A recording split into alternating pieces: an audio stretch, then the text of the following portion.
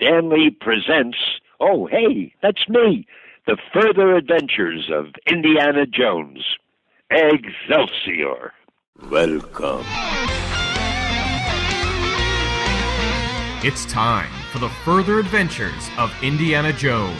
The ultimate hero in the ultimate adventures. I don't know. I'm making this up as I go. Pack your bag, grab your passport, and prepare to go globetrotting with classic four-color adventures of Indiana Jones. Jones? Jones! Mr. Jones, I've heard a lot about you, sir. Your appearance is exactly the way I imagined. I'm here now. What do you want to talk about? Oh, welcome, IndyCast listeners and further fans to The Further Adventures of Indiana Jones. I'm Joe Stuber. He's Keith Voss. Keith, big show today, my friend. It is a big show today. You want to know why? Well, you already know why. Well, the listeners don't know why, but I know why. I know why, but they don't know. I'm about to tell the listeners why, because we are going to be headed today into the Raven's Nest with two legendary talents, and I'm not talking about us. Not Joe. us. It's not us. It's not us. Two other Just to be talents. clear, these are not us. Two people who actually have talent. Two real talents. Yeah. Paul Kupperberg and Bob Camp. Oh, this is going to be fun today. Look, I had a chance to moderate Bob's Q&A at Terrificon. Oh, I miss comic book conventions. We got to get back to these. That cheap plug, that is on episode 144 of Comic Book Central. We talk about a lot over there. So after today's show, don't go anywhere. Listen to us today. We've got a good one for you. But if you want to get inside the mind of Bob Camp in depth at Terrificon, it's a scary place to be. Episode 144 of Comic Book Central. But I didn't get a chance in that Q&A to ask him about Indiana Jones. That somehow didn't come up, but we will be asking him about it today. Yeah, exactly. Well, Bob Camp, I mean, this guy's had an amazing career. I mean, he started as a designer for series such as like Thundercats, one of my personal favorites, Silverhawks, Tiger Sharks, several other series produced by Rankin Bass, if you guys remember them. Worked on a designer for the Real Ghostbusters, and he did storyboard. Love the Real Ghostbusters. I mean, it's just a fantastic show. And later worked as a storyboard artist on Tiny Toon Adventures for Warner Brothers. And, of course, the big one we cannot forget. Guy worked on Ren and Stimpy. What was that? What is that? I don't know what that is. Ren and Stimpy. Oh, maybe half of our audience doesn't know. Ren and Stimpy. The other half. What a career. What a career. Paul Kupperberg, too. My goodness. Like over 1,000 comic book tales. We think about Superman, Action Comics, Supergirl, Superboy. So if you're a Superman fan, you got to love you some Paul Kupperberg. He's worked on a ton of other stuff. But one of my favorite things that he worked on were these like, do you remember Radio Shack? Like it's bankrupt now. It's like all defunct. Radio Shack. Right. Yeah. I remember I used to have like a battery card. Once a month I could go in and get a free battery. They even spoofed that on the Young Sheldon. He went in and got his free battery. I used to be that kid that went in and got his free battery. But when you would go in there every now and again, you had these DC comics, these superhero comics that were like team-ups with the Whiz Kids from Radio Shack, and it was like Superman and Wonder Woman. And I got a chance to meet him at Terrificon as well. He signed my Radio Shack comics. I don't know if he ever gets those. Maybe he does. I don't know. But I was so happy to just be like... that's great. You know, by the way, Joe, you're not supposed to eat those batteries, right? I mean, no. They were just for... All right, anyway. I saved them up and put them in my toys, though. No, people did that. They're like, I got to test my battery and stick it in their mouth. I'm like, I was always terrified to do that because it was like, no, I'm not... Battery, what are you, crazy? But I still have my Radio Shack comics. They are signed by Paul Kupperberg. It's so cool. But he's done everything as well. So, my goodness, two legendary talents, Keith. Come on. Yeah, it's pretty cool. Pretty cool. What do you say? Should we get to it? Yeah. All right, let's head over to the Raven's Nest.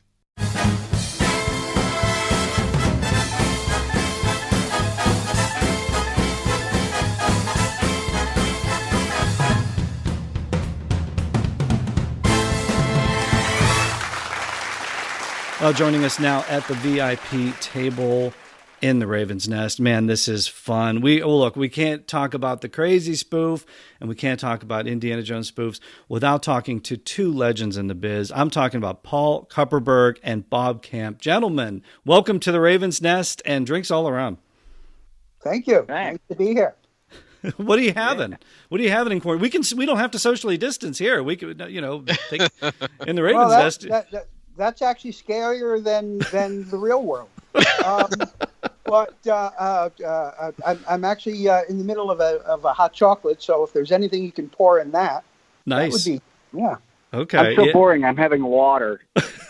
That's probably best. But it worked. It's probably best. Stay hydrated and stay healthy. That's what we want. Look, the first thing we ask our guests is, what's going on? Paul, we'll throw it to you first. How are things going in quarantine? How have you been staying safe and not going crazy in these crazy times? And what are you working on? Actually, I've discovered that quarantine is not that much different than being a freelance writer. He's right. Yeah. So, I have, other than wearing the mask and washing my hands and all that stuff. No, it's been tough. You still like to get out there. There was always, even if it was just popping over to the comic shop or the weekend conventions, that kind of stuff I miss. But I've managed to adjust. Fortunately, I live with somebody. And we have managed to go this whole time without once driving each other crazy. So, have you binge watched a ton of stuff? Is like what's in the queue right now? Well, we're kind of haphazard. She likes a lot of murder mysteries and detective stuff, and I like old black and white comedies. So it's tough. Well, old black and white movies in general. Okay. But no, I mean, we actually, we come together in the evening and we're watching different stuff on Netflix, whatever. Right now we're watching Gently, George Gently. It's a British murder series. It's been on PBS. Okay. I'm not familiar with that one. I would recommend Flight Attendant with Kayla Cuoco. She might like the murder mystery aspect of that. Sure. She might want to check that out. Bob, what's going on in your... I think you guys are both on the East Coast, right? Yeah. I live on the Jersey Shore. Okay. Oh, perfect. Connecticut. Yeah. Okay. Yeah, I'm from Jersey, too, so... I'm sorry. Oh, cool. Well, I was going to say sorry from Connecticut. One of the other guys on the IndyCast is from Connecticut, Mitch Halleck. I'm from Brooklyn. I live in Connecticut. You both teed him up for that one. Don't tee a writer up. I lived in Connecticut for years. Perfect. For a long time, and it's a great place to be from. Like away from. We it's keep okay. it as we love. Okay, but that's right. How have you been holding up, Bob? How have you been doing in quarantine? How have you been keeping busy? Paul's exactly right. It's really no different from my normal life. My girl Missy and I are living here at the shore, and I sit and teach with my students. I teach at the School of Visual Arts, and that's my daytime gig. And I pick up freelance when I can. Lately, I've been doing some comic work with a fellow named Bob Hall. Paul, you know Bob Hall, right? Yeah, sure. He's a great guy. Yeah, good artist. A talented guy. Yeah, and the thing that reminds me a little bit of Larry in the way he writes. He'll like lay out a story. He'll just draw it and give it to you. He's a good guy to work with, a good editor. He's we'll talk about him on another show. But I've been doing that for about the past 5 or 6 years. I've been picking up SpongeBob work here and there. I worked on the last movie, did some character layouts, and I've done several storyboards and a lot of character designs, and doing comic conventions. I see Paul at comic conventions all the time, hanging out in the parking lot, panhandling. We miss those. We miss Terrificon. I miss seeing you gents at Terrificon too. So hopefully we can get back to that. Yeah. You mentioned you're teaching. Are you virtual? Are you all virtual right now? Are you going in anywhere? No, I'm an actual person. I'm virtually out of my mind. This isn't the Matrix? Are you sure?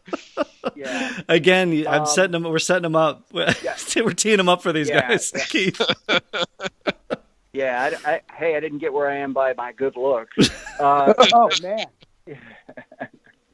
But honestly, I'm teaching virtually and have been since the middle of the spring semester. So, okay. It's a way of life. I kind of like it because I don't have to commute into the city from the Jersey Shore, which is 2 hours each way. Whoa! And now that they've changed the tax laws, it's hard to write off your expenses for that. Another kick in the nuts to teachers everywhere. So I'm doing that. What I've been doing lately, and I can't really talk about specifics, but I've been putting together pitch material, and I'm actively and aggressively trying to sell a TV show. Oh, good. So, can you give us a genre? And I've got animation. Okay. I mean, that's sort of why. And I have like 5 different properties that I'm working on that are completely different from each other, and in style and audience and all that. Well, I think if Keith and I were your virtual students, we would probably be asking you about Ren and Stimpy questions like probably every 5 seconds. Absolutely. Sure, I know they talked about a reboot. Do you know anything about it? Is that a thing? I know a lot about it. Okay. I know sort of. Well, I know sort of more about it than anyone else except people who were directly involved with it. Mm-hmm.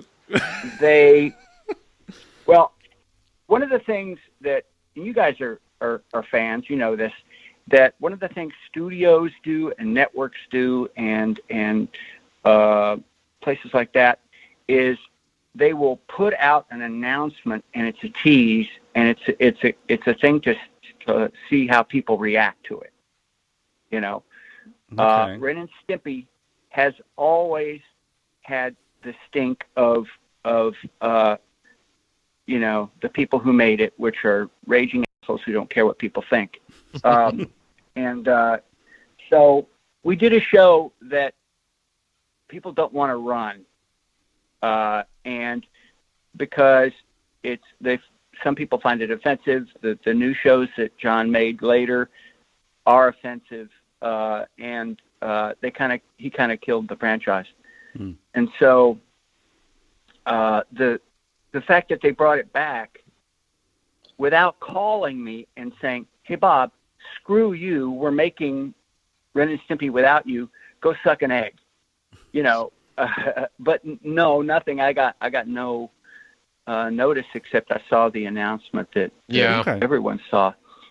So I called Nickelodeon people I know, and they said, "Well, we don't have anything to do with it. It's Comedy Central, and but I want you to know," they told me, "that if it were up to us and we were making it, you'd be the guy." But which is nice, Give me that in a nickel and I can buy a piece of right. It's nice, but it ain't a contract. No, I got a chance to welcome Ralph Bakshi to my show, Comic Book Central, and when John Kay came up, it was an interesting part of the conversation, to say the least. But Jesus, we have to talk. That'll be. I'll have you back on the show. I moderated your Q&A at Terrificon. I'll have you back on the show. I could got Ralph Bakshi stories. I want them. I got John Kay stories. I want them. So everybody go subscribe to Comic Book Central now, and we'll talk about them over there. And we're here to talk about Raiders of the Lost Ark. Yes, we are. We are. Which, by the way, was the passed over original treatment for the film. What did you say, Paul? What was that was the treatment that they passed over for the film. Oh. Well, it's certainly better than the film. What a bunch of rubbish that was. Can you believe that they actually get that on screens? I mean, it's a little gabberflasting. Yeah. How dare they go with Kasdan, right? Over Kupperberg. Yeah. These amateurs. Anyway. I'm actually sitting here looking at the link that you sent me. I'm actually looking at the pages, and I'm just astonished at how bad I was back then. You know what? I read the story yesterday, And I'm amazed that Larry didn't just like blue pencil the whole damn thing. But empty word balloons would often be funnier. Oh, yeah. Yeah. Well, we might have to do a crazy spoof of their crazy spoof, Keith. Like they may actually be satirizing their own. Well, listen, this is 1982. Yeah, exactly. 38 friggin' years ago. Yeah, some things have we changed. were babies. Yeah.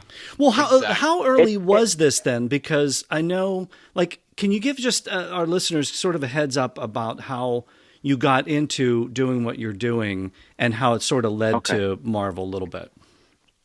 Okay. Well, I was in Provincetown, Massachusetts one summer doing portraits. And anybody ever hear of Gary Hallgren? You know Gary, don't you, Paul? Sure. Sure. Gary was one of the Air Pirate funnies with Bobby London and Sherry Flanagan and those guys. And they did the underground comics, in the 60s. And so Gary's a legend. And he was there doing caricatures that summer of 1980, I think. And he said, you should come to New York. I'll introduce you to Larry Hama, and you can do movie spoofs for Crazy Magazine. And all I've ever wanted to do in my whole life was to be Mort Drucker. I just that or R. Crumb, and and what a strange combination. But so so it was like a dream come true. So I went to New York, and I slept in a chair in Gary Hallgren's studio with my dog in my lap, and I was his art assistant. And he taught me how to do cartoons for print, and that was sort of my first job. He and Larry were my mentors, and Larry put me on doing movie parodies. Wow. The first one I did, I think, was a Smokey and the Bandit parody. Wasn't it, Paul? Was it Smokey and the Bandit 2? It might have been, yeah. Do you remember what it was called? I think so. God. Well, I don't remember. Again, long time ago. Googling furiously, Keith. Yeah. Exactly. If you hear pay no attention to that typing in the background. But astonishingly, it's actually worse drawn than this one. But Smoke me in the bad meat. No, I just made that up. Sorry, I'm horrible. Sorry.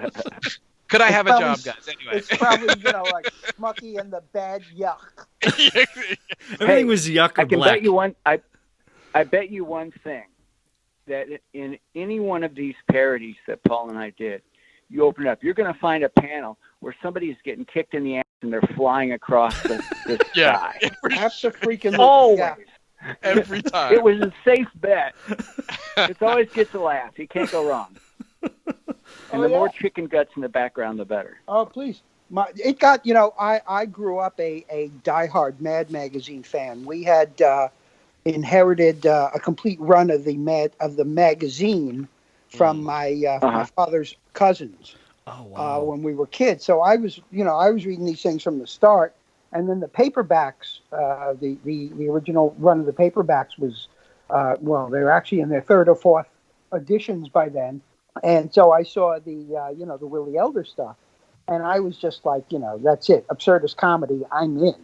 I was the only 10-year-old reading Jack Douglas books, But see, nobody knows who Jack Douglas is.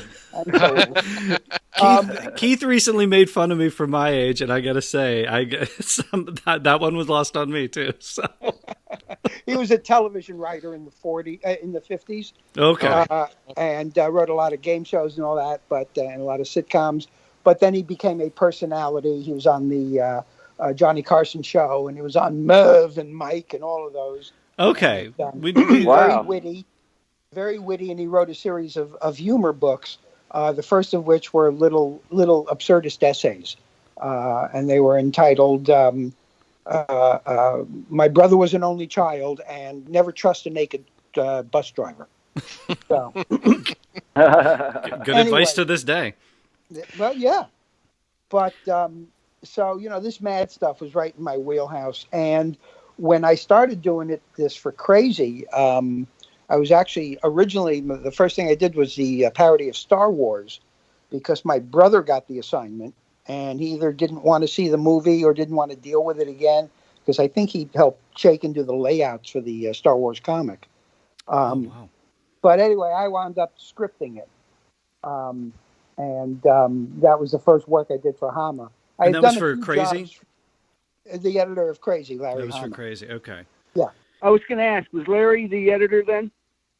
Yeah, I did my first few stories for Crazy when Larkin was still the editor. So, and then he stopped using me, and some time went by. And then after I wrote that thing for the Star Wars, yeah, back when it was just called Star Wars, exactly. Yeah. So, Obi-Wanton Canopy, the man with a name like a Chinese menu. And with that, Paul, you're the king of corn. You really are. Oh, I love that stuff. Oh, the schmaltz. That's also on the Chinese menu, King Corn. It was one king of corn. But you really couldn't do that anywhere else. Like, weren't these magazines the platform for writers and artists to just do things they would want to do elsewhere? Some things you could probably do on Ren and Stimpy, but you couldn't do it in a mainstream comic book. Well, no, but and there was no place for it in most mainstream comic books. They were absurd in their own ways, unless it was not Brand Eck or something like that. Yeah. Yeah, but this stuff was just it was just Mad was the model, and everybody did it. Nobody attempted to break from the model. Yeah. There was Crazy and Cracked and whatever the other ones were. Yeah, it was Sick. Sick, right? Sick, and was there one Plop? Plop was Plop was the one that had all the Basil Wolverton covers. Yeah, yes. Plop was different. They didn't. They and besides that, Bill Gaines was a consultant on Plop, so but in the magazine, in the black and white magazine, parody magazine, the Format Man, Mad was it. That's what everybody did, and it got so bad. I got to I did the parody of American Gigolo. My goodness! Called American Giggler. Did you do that one, or I think Halgren may have actually drawn that one? No, I didn't do that one. Yeah, I think it may have been Halgren who drew that one. And and it got to the so I was lifting so much from the Mad comics that I had actually lifted the entire Mad parody of Dragnet. Yeah, the comic book Dragnet, Jack Webb character and everything into the story. Oh, wow. And when that one got published, it was like, I think I better pull back a little. Now, you guys are, of course, talking about classics like Mad and Cracked. Did either of you guys ever work for Mad or Cracked? No. I got to tell you a little story. So when I got to New York, and I my dreams were to work at Mad and to work at National Lampoon. I actually did work. I did comics for National Lampoon, which was a groovy thing. But so I was already working for Crazy, and I would make an appointment. And I would go up to Mad Magazine. Paul, did you ever go to Mad, to the place? I was never to the old offices with the dirigible. Oh, okay. So I went, and I went like 3 times, I think. And every time I went, you come in and in the waiting room, which was it looked like a dentist's office waiting room, right? And there were paperback racks against the walls full of free Mad paperbacks, but they were all in like Czechoslovakian. So they were perfect. They were useless, But you could take one, and there was like a statue of Alfred E. Newman in there, and it was pretty cool. And then when you walk in, right on your right as you walk in, is Bill Gaines' office. Oh, and jeez. You look in, and he looks over and waves at you, and there's Bill Gaines in his giantness, and he had maybe 100 statues of Liberty in his office. Yeah. And just piled everywhere. And the whole place had piled everywhere. It was just like, it was exactly like I wanted it to be and expected it to be. But I would go, and who was I talking to? Maybe it was Nick Meglin. Feldstein was there. Al Jaffe was there. and a bunch of other guys, and I would show them my stuff, and they'd laugh, and they'd slap me on the back and say how great it was, and they'd say, "But we're a clothes shop. Thanks for stopping by." Show me the door. So I never got in. And then a couple of years ago, when they said they were going to start the new Mad magazine, I was at New York Comic Con, and I'm spacing the name of the man and the woman that were doing it. Oh, from Bucko publisher. Morrison. The new Mad. Who was it again? Morrison. Yeah, Bill Morrison. Right. Bill Morrison. So they came up and they said, "Would you like to do some Mad magazine stuff?" And I said, "Where the hell have you been? I've been waiting 30 years." Finally, But I of course did what I'm real good at is I didn't get my together in time to do something, and then it was a brief window. It was a brief window you would have had to be able to get it done there, that's interesting. They kept trying to bring it back too. So, let's talk a little about working for Crazy. So, how many team ups did you both do, and sort of take us into Raiders, and then were you a fan of the film? Did you like the character? Oh, yeah. Oh my God. You know what's funny about this is that I also worked in the bullpen. I did all the art corrections for the entire Marvel line. Now, think about that for a second. Whoa. I did all the art corrections for all the books. Always. I'll show you, John Buscema. What? I'll show you, John Buscema. I'll show you, God dang it.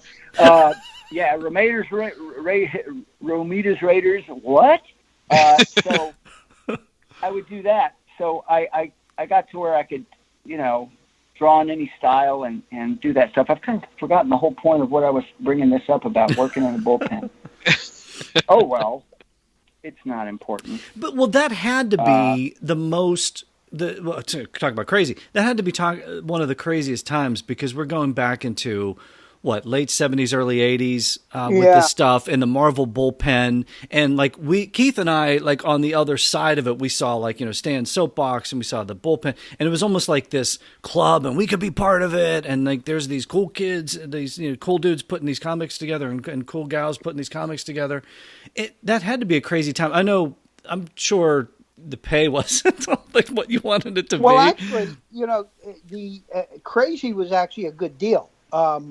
They paid a decent rate. Hey, Paul, I'm gonna. What did they pay you, Paul?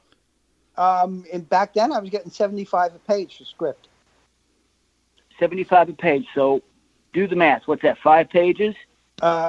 7 pages on this one, I think. Yeah. Is this one 7 pages or 5? 7 pages on Raiders. 6 pages. 6 pages. 6 pages. That's right. That's right. Yeah. So I got a call one day from Larry Hama when I was doing these parodies, and I'll do my bad Larry Hama impersonation. He says, "Hey, Bob, I hope you're not too enamored of that $700 you make a month, 'cause Crazy's dead." And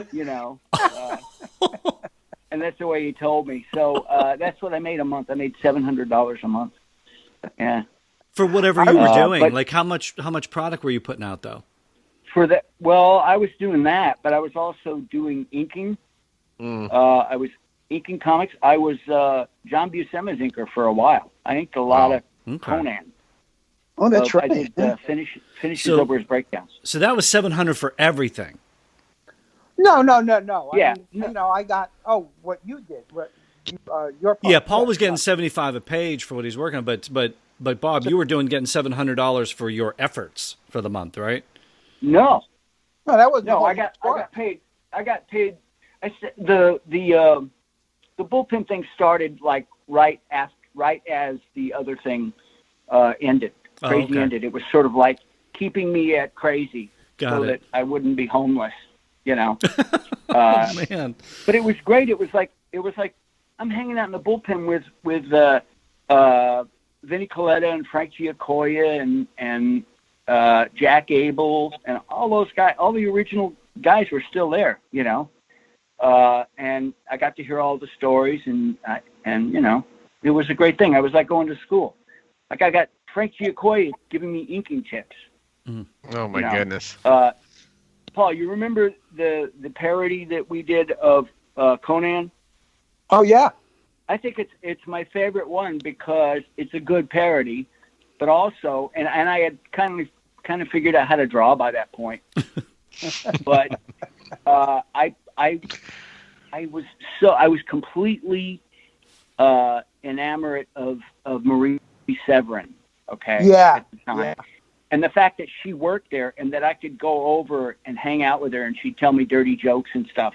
Just, it was like the greatest gift that I could ask for, to know Marie Severin and to actually hang out with her and stuff like that. So I said, look, I did this parody and would you ink it? And she looked at it and she said, oh, I'd love to. This is great. So she inked it. And she made it a whole lot funnier. She put tons of great gags in there and chicken guts and stuff. And so when it came out, I went and I said, wow, this is beautiful. This is great. Thank you so much. And she looked at me and she said with a straight face, Bob, you're as good as Bill Elder. Wow. And that just blew my mind. Because I knew better, but you know, Marie Severin, if anything, she's not going to suck up to anybody or say anything like that without it coming from the heart, you know. Yeah, she doesn't need to. And so to me, that's a great story about working on Crazy that I'll never forget. And that was on Killjoy the Nasty? Yeah. That was. Yes. Yeah, that was. It was it was an interesting time. I mean, you know, I had been up to the original Marvel offices when I was a kid in the fanzine days, but you know, by the time I started working for them in the late 70s, it was the offices that was Madison Avenue, yeah? Madison Avenue, yeah. What was your relationship with Stan Lee? Like, did you guys get to meet Stan and talk to him at all? I would meet Stan at I'd see him up at the office when I was there. Back in the early 70s, I used to be involved with a fanzine with Paul Levitz. We published the Comic Reader. So, you know, I would go up to Marvel sometimes to pick up news or whatever. And so I'd see Stan there. I'd see him at conventions. And for the most part, he always called me Alan. But other than that, we were as thick as thieves. He called you Alan? Yeah. Hey, Alan. No, I'm the other. Never mind. And Bob, did you have any relationship with Stan the Man? Well, okay. Yeah, he was called Frank. Well, he knew my brother Alan, who had worked in the bullpen. Yeah, it was close enough. So when I was working at Marvel in the bullpen, I was just, you know, another person there. I didn't have any I was just, you know, a pair of hands drawing. I wasn't like hanging out with the boss guys or anything like that. I was hanging out with Larry mostly. But I would see Stan, but he kind of felt like a figurehead by that point. You know, he didn't seem to be really doing anything other than just coming in and being Stan, you know. But I remember the first time he sort of pulled up a chair and he was sitting there talking to people and answering questions and stuff, and his legs crossed. And you know how old guys always kind of hike up their pants when they sit cross-legged? And I remember looking at his shins, and it was like really shiny, not a hair on him. I was thinking, am I going to have shins like that when I'm his age? That's years of wearing high socks. No, it's from bad circulation. Bad circulation. And that's exactly it. And the answer is yes.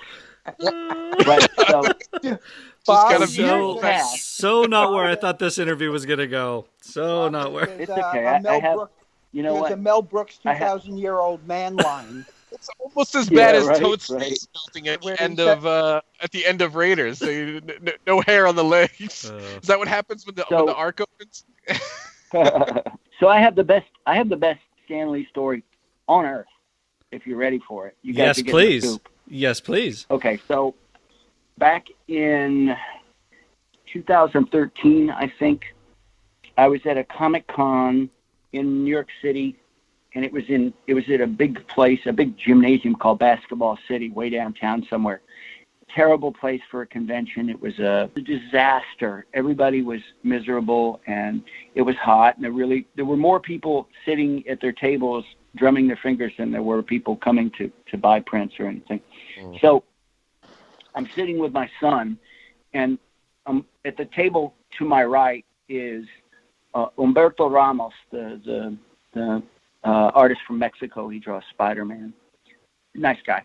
And so my son Raleigh, who's on my left, says, "Hey, Stan Lee is standing right next to you." And I look over, and sure enough, Stan Lee is standing there with his back to me, and he's talking to Ramos.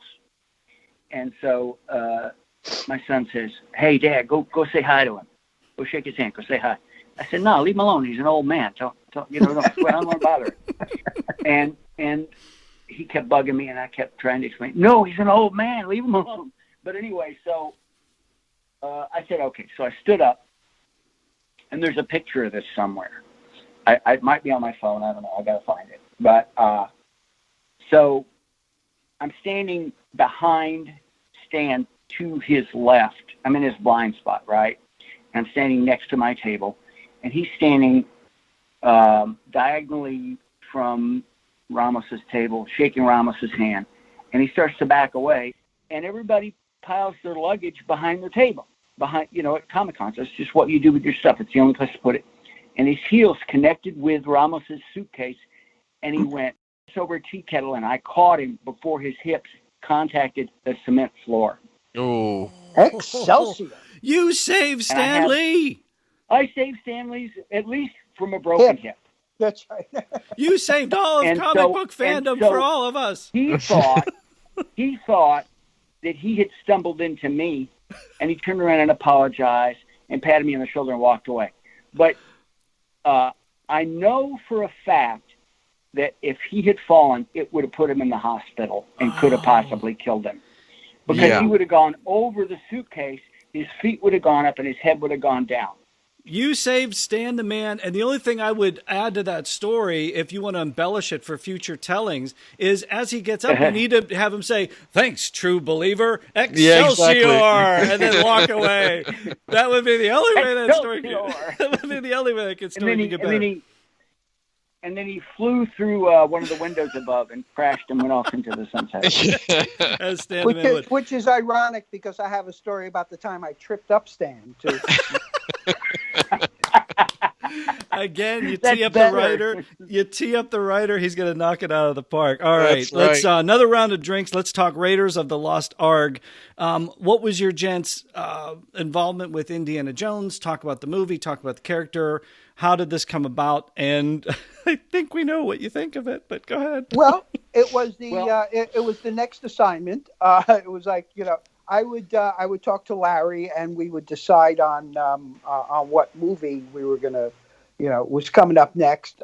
This was actually in the olden days where, I would just wait for we would wait for the theatrical release, and I would go to the theater, buy a ticket, and sit down, and take notes in the dark. This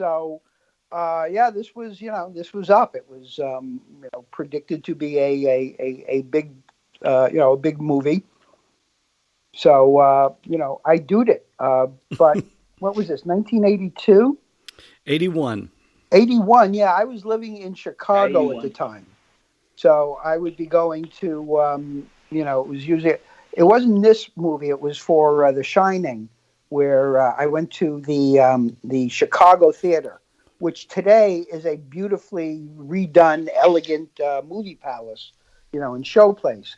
But back in 1981 or 80, when The Shining came out, was a rat-infested hole. Mm-hmm. So I would sit there with my feet up on the seats in front of me so the rats wouldn't run over them, and take notes. So it was a very glamorous job. I think my point was the glamour. You get all dressed up? Yeah, I would put on a tuxedo, which that would get me looks too. But and tap shoes. Keith and I talked to Dick DiBartolo, who did the Mad Magazine spoof, and he talked about like when he would go in the theater and take notes. Like, Paul, what were you looking for in your version? Like when you went into the theater with your little notepad in the dark, what were you looking for in the movie, and how many times did you see it to get what you needed?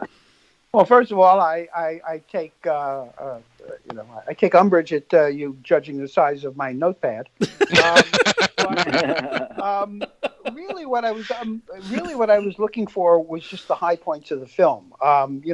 What are the high notes I'm going to hit? I've got 6 pages, which translates into 30 some odd panels to do this entire movie.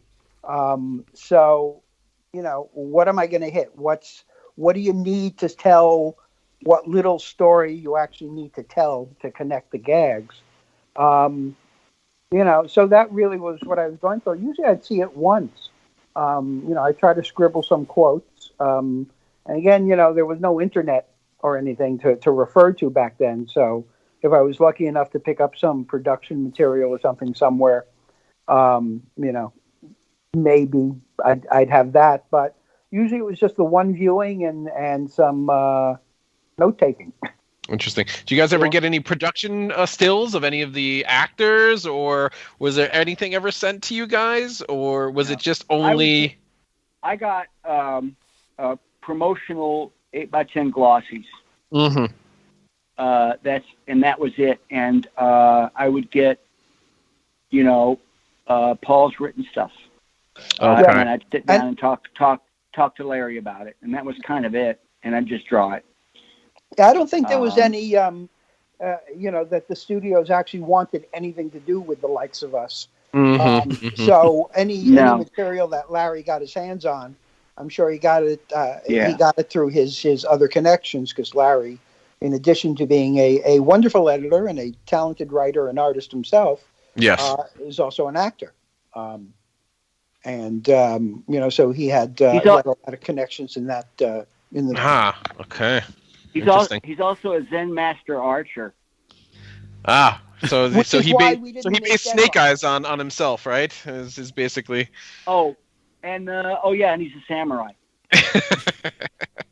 I'm not kidding. I believe you. I completely believe. Hey, I grew up reading G.I. Joe. I loved all things Larry Hama. So I grew up walking into his office at Marvel and finding him and some pal, disassembling some machine pistol. Oh my God. Yeah. Well, Bob, in addition to the stills and things you got, were you hanging out in the theater with your little sketchbook? Don't call it little. He takes on. I gotta be even.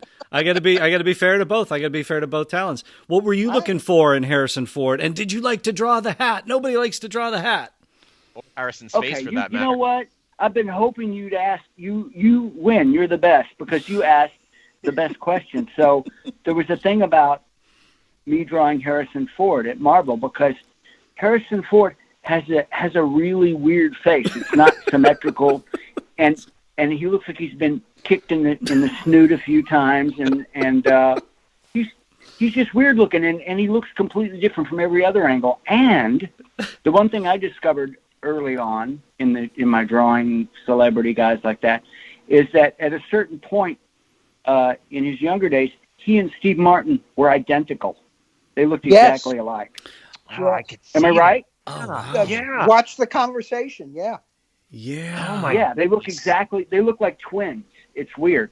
But anyway, so I was looking at the pages from this parody a little while ago, and I was looking at the Harrison Ford drawings, and I remembered that whenever anyone did any movie adaptation comics of films that Harrison Ford were in, they would have me go through them and fix all the heads for Harrison Ford, because nobody could friggin' draw him. Yeah, we heard from so many artists that we've interviewed over the years that one of the least favorite things to draw, number one overall, was the fedora, was the hat. But always they would always bring up the face. And I mean, in that Marvel run, the Further Adventures Marvel run, and even the adaptations and so on of the movies, I mean, like, it ranges from like looks sort of like Harrison Ford to not at all. So I mean, I can totally So you were going in and tweaking some of those? Yeah. Yeah. Whoa. Oh, I got a funny story. Keith, did we break some news here on Further I think Adventures? we broke some news. Oh, I mean, also just that comparison that we mentioned was I've never thought of that before. No, and I don't recall that coming up. That Bob Camp came in and did some cleanup. So cool. No, I told you I was the art corrections guy for the whole Marvel line. Nice. All the editors would stack pages on my desk at the beginning of the day, and by the end of the day, I will have fixed them. And that includes the Further Adventures of Indiana Jones, like that whole run. Maybe. Or, yeah. Oh wow. So there was just so much. No, I don't think the whole run. I think it. I here and there. Here and there. It was here and there. Like, oh, here's the fix his head. No, I love that. We've been talking about this comic for years, and like all of a sudden, like Bob Camp comes in, and that's pretty cool. Well, unless you're telling a story, but I don't think you are. No, I don't really remember specifics because you got to realize this was 600 or 700 years ago. So and you're churning out tons of stuff. Yeah, but exactly. I did draw that kind of stuff. But there was one of the Conan movie adaptations for Conan, right? The actual comic. I did the covers, and I love that. On that one series. cover, the one with Grace Jones on it, right? I did that cover, and so the lawyers for Grace Jones contacted Marvel and said that my drawing was too good, and that it looked too much exactly like Grace Jones, and that they would have to change it so it didn't look like her. And so somebody in the bullpen gave her a basketball afro. Oh my goodness! Like my guess it's somebody who's never actually looked at an afro before. It's just, they got a circle template and they gave her a black halo or something. Yeah. It's just weird. And because of the printing process and the way the colors overlay, it looks green. Oh my goodness! So on that cover, Grace Jones has a green basketball afro. There's seldom a good result when you have to do likenesses. When I was at DC, I edited the adaptation of the Stallone Judge Dredd movie. Oh my goodness! And I had Carlos Escara drew the adaptation. So you have the originator of Judge Dredd. Yeah, drawing. It was nice, and that's pretty cool. Yeah. And there was the likenesses of Stallone, and he nailed it. I mean, in his own way, it was like there's no doubt that is a Carlos Escara drawing of Sylvester Stallone. Yeah. And we start getting notes back from his people that Stallone doesn't like the way his lip look. He doesn't like the way his lip look. He needs surgery then because this is his lip. Look. Yeah, it is. It is. So we ultimately, I just, after about 3 weeks of this, I just said, screw it. Let's just lose the likeness altogether. And Carlos redrew all the heads. Oh, wow. That seemed to be the frustration with so many of these comic books. Keith, I got to say, I'm thinking Kupperberg. I'm looking at this Raiders spoof, and Kupperberg likes himself some taxi cabs. Yes, he sure does. Taxis are very What's up with the taxi cabs? Yeah. Were you that big on taxi cabs, Paul, or was that the fastest way to get him out of the jungle? That was again, native New Yorker. So all right. Of course, the urban jungle. The urban jungle. The urban jungle, please. The East Flatbush can be very dangerous. You go first. But it was just a comedy bit. You're in the middle of a jungle. What do? You call a cab. What's with the dodo bird? Have you seen the spoof recently? I was looking at it. The ARG is not a big box with gold birds on top. It's a bird. It's a bird. Did you own a bird? Were you scared by a bird? Did you have something with needs to be an explanation? Or do we just leave it, or is it left in the warehouse? Like it's a mystery in the warehouse and we don't need to know what was in Kupperberg's brain? Look at the last panel. Look at the last panel. Hitler's at Lost and Found looking for. Was this a Monty Python? It looks like a Monty Python sketch when it ends, like the Dead Parrot sketch. Like, again, I really love absurdist humor. So, in this type of thing, it's like, look, let's face it. I know you guys love this movie, probably in a very unhealthy way. Yeah, fair point. Fair point. But it's a fun, goofy kind of serial kind of movie. Yeah. And when one is mocking something that is a little bit kind of silly to begin with, because let's face it, you could make this whole movie and not have Indiana Jones in it, and the outcome would have been exactly the same. That's a whole but no, because Marion, I will stand my ground on this, because Marion would have been killed by Tote if Indy hadn't shown up, and there's your love story, and that's that argument there. The Dodo bird kills me. My point being, what the Hey, so I want to ask you guys. That's the answer. What do you think about the new Indiana Jones movie they're going to make? Indiana Jones and the Hot Cane of Doom. I don't know. And the Walker of Doom. Indiana Jones and the Golden Walker. And the Golden Walker. I've been telling Joe and the rest of the guys of the IndyCast for years, I'll believe it when I see it. It's been talked about for years. Even up until the beginning of this year, Harrison was like, "We're going to start shooting next month," and then so with the announcement that Lucasfilm just made, what was it, about a week ago or something, whenever this gets aired, that they are officially going ahead with James Mangold as the director of the newest Indiana Jones movie. I'll believe it when I see it. We've heard so many times that they're making a fifth Indiana Jones movie. Everyone's on board. They got a new director. Who knows what the story will be? Sean Connery's going to be back. Oh, no. I don't think he drank enough from the Grail. Apparently, I prefer to go with Indiana Jones and the Enchanted Hip Replacement. But that's just me. Look, Disney. I've said it since day one. Disney doesn't buy things unless they're going to make them. When there's cash involved and there's a title and there's an IP involved, it's going to happen. Keith, I got to talk about this splash page before we wrap things up. The art. Bob Camp rips on Bob Camp, early Bob Camp, for his art. But let's talk about this splash page, if you will. Bob Camp throws in everything and the kitchen sink. The kitchen sink. Yes. Did you actually do that intentionally for that joke? Everything I do is intentional. He threw in a kitchen sink. Yeah.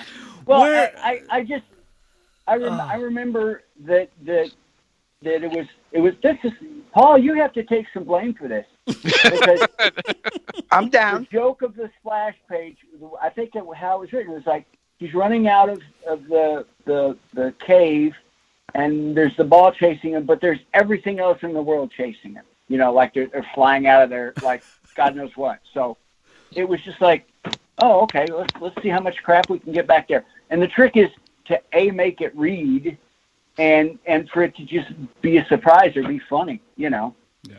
It's great. I got, what is in there? There's a fire hydrant, bowling pin. Bowling ball. There's a phone. There's a there's the teeth. There's the chattering teeth with the cigar coming out of it. An old tire, a cat. Rock and roll on the ball. It's to me. It's and again, fantastic. I don't know who your inspirations are. I don't know who you like. Keith, I thought this was very Jack Davis to me. It's just absolutely. Yeah. It's just a very Jack Davis-esque picture. It's so cool. And of course, you mentioned about somebody getting knocked off their feet. The punch by Marion on Indiana Jones. You got your guy flying over. That's right. That's the classic. Overall, it's somebody flying through the air. It's and people with bullet holes in them. Yeah, multiple bullet holes. Yeah, you can blame Al Cap for that. Oh yeah. Really positive. That's an Al Cap joke. Overall, what are your thoughts on this in general, Crazy in general, your team ups in general, and how do you guys feel about each other? Him, I don't like so much. But, no. He's such a whiner. No, if I had, yeah. I love Paul. I keep thinking sometime we're going to work together. I don't know. Absolutely. Hey, maybe the next maybe the next Indiana Jones parody. 5 parody. Yeah, I don't know if parodies are a thing of the past. I don't know if Mad Magazine type books have a place in today's world. Yeah. I was just hired to write a screenplay based on this guy's idea, and it's a political parody. A lot of it based on what's going on now, and I'm finding it very difficult to find a hook into it. Well, and also we're being inundated, I think, with parody and satire every day with all of the late night shows and all. I mean, it's just everywhere. So why do you need to read it in print now? You know what I mean? But I mean, something I do miss personally is the movie parody. I do miss that. I think it's something that should maybe make a comeback because sometimes you just need to take a step away from all these late night shows and all these satires Yeah. Have you seen Spitting Images back? Oh yeah, with the puppets. Yeah. What's it running on? Yeah. I saw some clips. It looks pretty good, but it's something different. So the thing about this particular parody, I like it, but I can't see past my own drawing. And it's funny, Paul. You know Elliot Brown, right? Yeah. Everybody at Marvel knew Elliot Brown. Elliot was sort of the do everything guy there. We had Elliot on our show. Elliot's been on the show, yep. Yeah, and he always kind of looked like a high school custodian to me. But he's really incredibly smart, and he's an amazing smart ass. And he's a photographer, and he chronicled pretty much everything at Marvel back in those days. And he was part of like Mark Grunwald's crew. I call those the Mark Grunwald years at Marvel. And when it was a fun, crazy place to work. And so when I first started working there, and it was not long before this, maybe a year before, and one of my first jobs was inking a Moon Knight. Okay? Ooh, and I love Moon Knight. I don't remember who drew it. Don Perlin. But I inked it, and I showed the work to Elliot. And he looked at it, like really looking at it and really thinking about what he was going to say. And he said, "Well, Bob, it looks like you inked it with the corner of a wet sponge." And so this is my wet sponge period. Brilliant. And, it's because I didn't really grow up reading comic books. I wasn't like somebody who, like bought Spider-Man or Superman or any of that stuff. I just wasn't interested in it. I was interested in Mad Magazine and in high school National Lampoon. And when I was 12 years old, my brother was selling carnations on street corners, and he hired hippies. And he worked out of the back of a head shop in Fort Worth, Texas, where I'm from. So I had long hair. I was a hippie 12-year-old, and I sold carnations on street corners. I actually did. And so I hung out all the time in a head shop reading, like Abby Hoffman, reading Zap Comics and Captain Scums and the Fabulous Furry Freak Brothers. So when I look at the stuff in this parody now, that's what I see to me. I just see underground, Yeah. And that was that and Mad Magazine too. I mean, I love, like you said, Davis and Mort Drucker. Oh yeah, a lot. Mad had stopped being subversive by the by the late '60s, early '70s.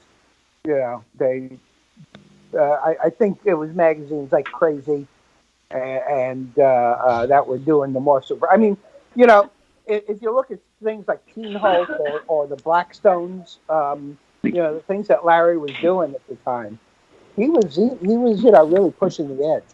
You can definitely tell the influences of the underground comics you mentioned there, and Keith, I think we hit on a couple things here too with all the parody, the satire we see today, Saturday Night Live, a lot of the late night shows, definitely influenced by the likes of Kupperberg and Camp and all these greats that came along. And now there's this explosion where it's almost too much. I would personally love to see whatever Bob is working on with a script by Kupperberg. Yeah, I'd be in. Oh, that would be great. I think that would be something. Can you gents keep us in the loop with whatever's going on so we can make sure we mention it on the show? Wait, there's a loop? Sure. It's a little loop. It's a teeny loop. It's I like, was going to say, I hope it's it's not like your little. it's like your notebook. It's like your sketchbook. It's a little loop. It's nice to be loopy. Yes. It is. Certainly is. I'm a little We loopy. have been loopy this past year, haven't we? Yes. Yeah, we have. Where can we find you both on social media? How do we find out the latest and greatest? Paul, where are you at? Well, I'm on Facebook and Twitter, and you can also check me out at paulkupperberg.com and crazy8press.com. I just published a new novel through Crazy 8, JSA Ragnarok. Nice. The Justice Society of America novel. Cool. That has been unpublished these last 15 years, and I've taken care of that. Sweet. Well done. It's available on Amazon, where all finer books can be ordered. We're going to put those links out there. Bob, where are you at, and where can we find you and the latest and greatest in the world of camp? I'm on Facebook. You can check us out at Bob Lab Studios. Gentlemen, thank you so much for the amazing stories over the years in both your respective worlds. Thank you for talking Indiana Jones with us today. We love that, and thank you for joining us on the IndyCast. Roll credits. All right. Thank you, guys. Well, there you have it, Indy fans. What more do you want? That I could just turn them loose and just let that. They should have their own podcast. Like those two should have their own. You could tell they're old friends. You could tell they've been through the trenches together. They've done so much, and they just sound like they have fun together. And that was a fun interview. And I think we broke some news. I don't remember ever talking about Bob Camp going in and fixing up Harrison Ford's face in Further Adventures. How crazy was that? Too, the comparison with Steve Martin is something I never thought of before. Nope, never thought of that. And I've seen Dead Men Don't Wear Plaid. I've seen all these things. Love that movie. Yeah, and it's like I never really dawned on me of that, but now that I think about it, yeah. Absolutely. So that was a little bit of news breaking here. Look, how many years have we been doing this, and we're still always finding something. Stuff? Always finding something. No, that was a lot of fun. Definitely had a good time. And you're right. We could just set those guys up in a room somewhere, and we could pretty much what we did. We just sit back and listen to them. Yeah, exactly right. Yeah, I want the Kupperberg Camp hour. That's like every week. I'll produce it. I'll edit it. I'll do it. You guys just go nuts, and I'll put it together. So I'll serve the drinks. They serve the virtual drinks. That's right. No, that was fun. And so our thanks to those gents for dropping by today. That was amazing. Okay, that's it for the day then. All right, as Indy says, that is it for the day. Then what more do you want, Keith? We brought all the Indy fans something very cool today. That is a heaping helping of some comic book and animation legends right there. Absolutely. Yeah. What else? I can't add anything else to that. I mean, you said it all, and it was just so much fun to do that, and really, really a pleasure to kind of like just jump back into these parodies again. Very, very nostalgic to go back and read these, and of course to get like those behind the scenes stories. And of course, I loved hearing that story about Stan Lee. He saved Stan Lee. Save Stan Lee. Save Stan Lee. Oh, that's a superhero move right there. That's a superhero move. Didn't Tobey Maguire do that with Kirsten Dunst in the first Spider-Man movie? That's what I pictured when. Yeah, right. With the things coming down, like comic books flying through the air, and Bob Camp like catching them and catching Stan Lee going, nice reflexes. It's like fantastic stuff. Now that was really, really a lot of fun. Yeah, it was a lot of fun. And so look, here's the thing: we've done the spoofs. You've heard what we have to say about them. You've heard what Kupperberg and Camp have had to say about them. We want to hear what you have to say about them. Are you getting these spoofs? Do you have them? Are you looking at the links on the Facebook page? We're putting them out there. So check them out. Let us know what you think. Keith, how can they get a hold of us? Drop us a line at thefurtheradventures@gmail.com. Why don't you guys also record an MP3 while you're at it and send it along? We'd love to hear from you. Be sure to check us out on Facebook at The Further Adventures of Indiana Jones, where you will find an episode guide for everything we've covered here on the IndyCast. Yeah, if you've missed an episode, everything's out there. So go back and check it out. Look, we're in quarantine. We're in lockdown, whatever you want to call it. There's a ton of interviews out there with the Marvel Bullpen. Go What back else to you got those to days. do? What else you got to do? Listen, go back if you're new to the IndyCast. Go back and listen. There's some great stuff out there. Look, Keith and I are hard at work on whatever is around the corner. We are not 100% sure what we're going to be doing coming up next, but we know we are not done with Indiana Jones and the world of comic books. And look, they've announced Indy 5. I'm a believer. I've always been a believer. Keith, you're believing with me, right? You know that. I'm believing. We're going to get more comics too. Marvel owns it. Disney owns it. We're getting more comics. So I don't think we're going anywhere. You haven't gotten rid of us yet, guys. Sorry. It's not going to happen. So continue to enjoy the IndyCast. Everybody hunker down, stay safe, do all the best practices. Keith and I are going to be doing that too. And we are all thinking of you folks out there. So stay safe. Keith, my friend, stay safe in your corner of the world as well. You too, my friend. Always a pleasure. Always a pleasure. And be sure to join us next time on The Further Adventures of Indiana Jones.